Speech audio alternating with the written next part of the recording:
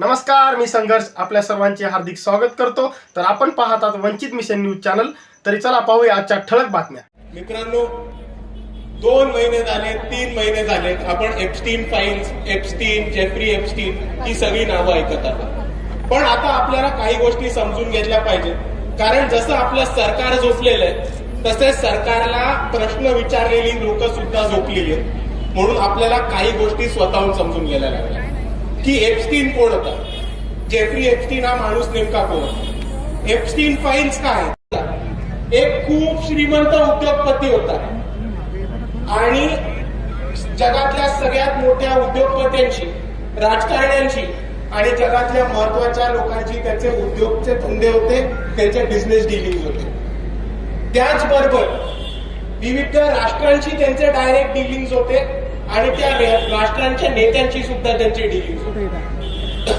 हे एका बाजूला असताना दुसऱ्या बाजूला जर आपण बघितलं तर जेफ्री एप्स्टीन हा खूप क्रूर, हरामखोर माणूस असा होता जो महिलांचं शोषण करायचा, लहान मुलींचं लैंगिक शोषण करायचा, सेक्स ट्रॅफिकिंगचं रॅकेट चालवायचा, सेक्सचं रॅकेट चालवायचा आणि खूप मोठ्या प्रमाणावरती छोट्या मुलींना, छोट्या बाळांना त्यांचं अपहरण करून करायचा.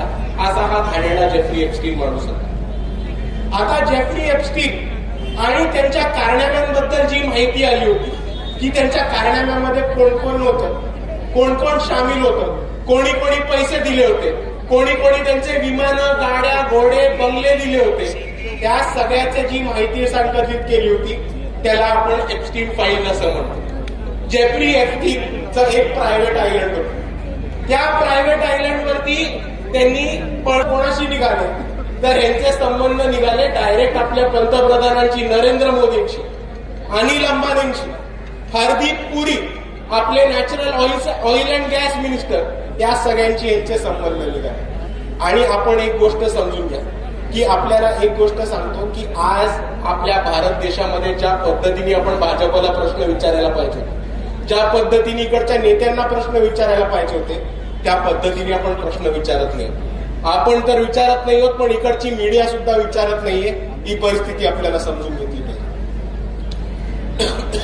आपण जर नेटफ्लिक्स वरती गेलात तर आपल्याला एप्स्टीन फाईल वरती एक डॉक्युमेंटरी मिळेल. आपण इंटरनेट वरती गेलात तर आपल्याला ठिकठिकाणी एप्स्टीन बद्दल माहिती मिळेल. आपण युट्यूब वरती गेलात तर आपल्याला डॉक्युमेंटरीज मिळतील.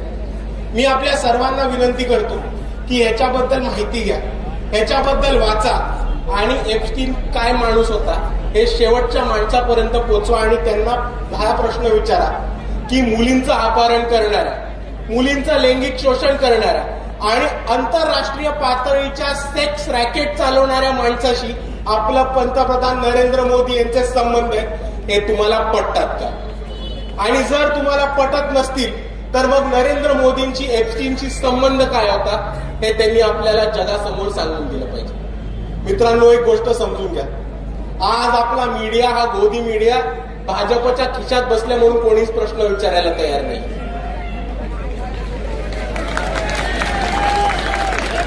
माझ्या मीडियामधल्या बांधवांना एक सरळ प्रश्न आहे. jmail.wordpress नावाची एक वेबसाईट बाहेर आली होती. jmail.wordpress या वेबसाईट वरती जेफ्री एप्स्टीनशी सगळ्या लोकांशी काय काय ईमेल झाले त्याच्याबद्दल एक खुलासा होता आणि त्याची माहिती मिळते.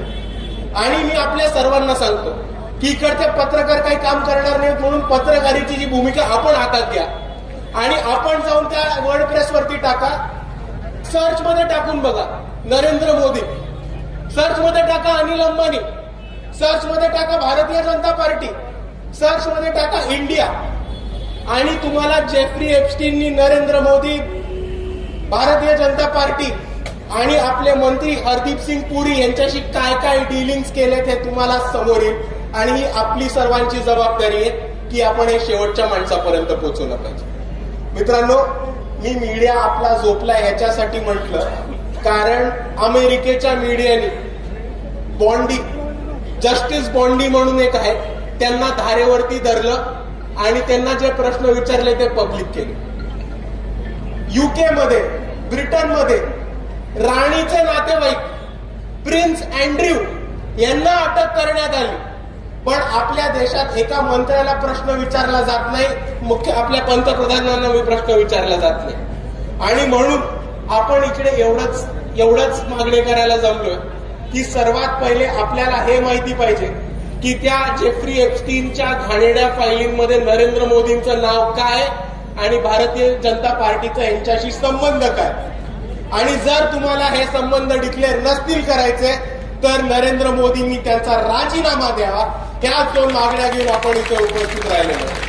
म्हणून मी आपल्याला सर्वांना एवढीच विनंती करतो की एप्स्टीन कोण होता, एप्स्टीन फाईल्स मध्ये काय होतं हे समजून घ्या, हे शेवटच्या माणसापर्यंत पोचवा. कारण आपल्याला हे शेवटच्या माणसापर्यंत पोचवायचंय की आपला पंतप्रधान एका बलात्काराचा मित्र, आपला पंतप्रधान एका बलात्काराचा पाठराखण करतोय आणि या बलात्कारांनी जगभरातनं 30 लाख पोरी गायब केलेल्या आहेत. आपल्याच भारतामधनं सुद्धा गेल्या 15 वर्षात 30 लाख पोरी गायब झालेल्या आहेत. त्या 30 लाख पोरी आणि त्या 30 लाख पोरीचा संबंध काय हा नरेंद्र मोदींनी आज भारत देशातल्या तमाम नागरिकांना सांगितलं पाहिजे. आणि दुसरी आपली ही जबाबदारी राहते की आज या मुली आपल्या घरातल्या नाही, पण उद्या नरेंद्र मोदी सत्तामध्ये राहिले तर या 30 लाख मुली कोणत्या घरातल्या असतील हे आपल्याला सांगता नाही. म्हणून आपल्या मुलींना वाचवायला आणि या बलात्कारांच्या मित्राला देशाच्या बाहेर हाकल्याला आपल्याला हे आंदोलन जिवंत ठेवायचं आहे. एवढंच म्हणून मी माझे 2 शब्द थांबवतो. जय भीम, जय संविधान.